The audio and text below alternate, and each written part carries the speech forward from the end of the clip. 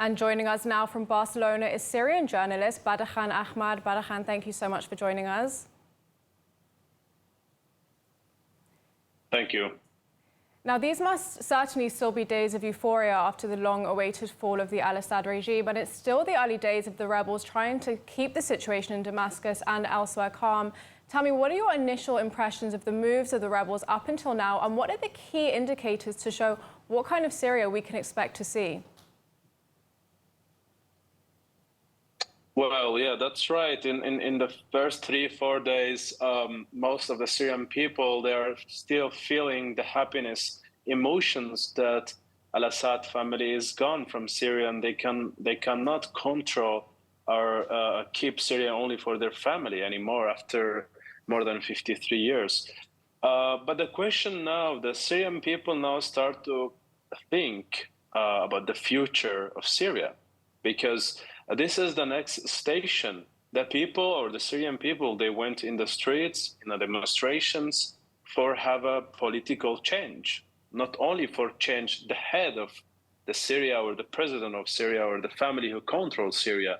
So what is more important for the Syrian people now is to have a political change. So we have seen the social media that Hayat Tahrir al-Sham, or HTS, they have put their flag next to the Syrian flag, and this was a big worry for most of the Syrian people. I have a lot of friends on Instagram, and I can see that most of the minorities start to be worried for the next step, or then the future of the Syria, or what will be the next in Syria, like the Christians, the people from the south, or maybe the people from Latakia, Tartus, and specifically the Kurdish people who lives more in the northeastern part of Syria. So the Syrian people need to feel that Syria will be for everyone, not for only one party or one political party. Of course. And now I've been reading some of your writing, and you have mentioned the dangers of Turkish intervention.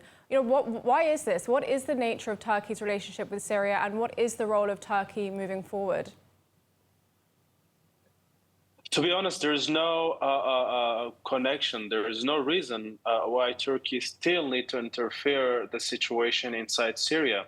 Turkey has entered Syria for one reason, was to break al-Assad regime and to help the Syrian opposition. But after al-Assad is gone, we can see now the goal of Turkey is not this, is to destroy or to maybe do more massacres with the Kurdish people who lives in this territory of Syria, specifically in the northeast. Yesterday, they took control of all of Minbij city. It's in the countryside of Aleppo, with the support of some factions on the ground.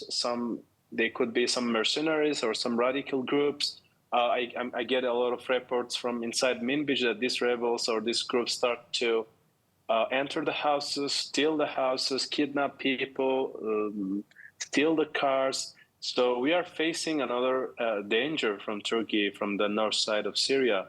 And they are not stopping only with this. We have reports every day that they are doing drone attacks in different positions in Kurdish territories. So I think this has to be an international interfere, that Turkey does not need to interfere the situation of internal situation in Syria, and specifically the Kurdish people. Right. And just today, Prime Minister Benjamin Netanyahu has warned the new regime not to invite Iran back in. And he's hinted that if they don't, we could potentially see diplomatic relations between the countries, you know, as we've seen with Egypt and Jordan. So what are your thoughts on this? Do you think we could see some form of diplomatic ties between Israel and Syria? Well, to be a little clear about this, I think now it's a little early to see what HTS can do about Syria. In the public statements, they say that we will protect all the minorities and all the communities in Syria, that we will have good relations with the neighbors, with the could be Europeans, could be the countries who are neighbor with Syria. But the question is really they can do this, because we can see now inside Syria, we have a lot of tension now. We can see that these rebels are attacking different positions, attacking, taking revenge from other people, killing, doing murders in different positions of Syria, in Latakia, Tartus, in the north, could be in the south. So the question is really, is that Abu Muhammad Jolani or Ahmad al-Shara, that do you think that really he can control these different factions in Syria? Because we have seen some footage from Al-Umawi Mosque that some rebels were threatening specifically Israel and other countries too. So I think, of course, we all hope the best for Syria. All the Syrian people cannot have more examples of wars. But some people, I have seen in some social media that some people are comparing the situation now with the same situation with the Syrian government.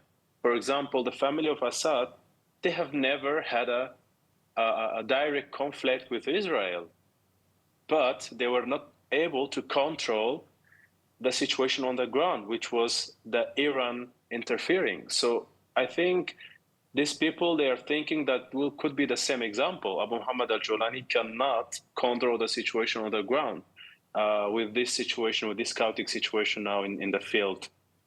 Baderkhan, unfortunately, we are out of time, but thank you so much for joining us today.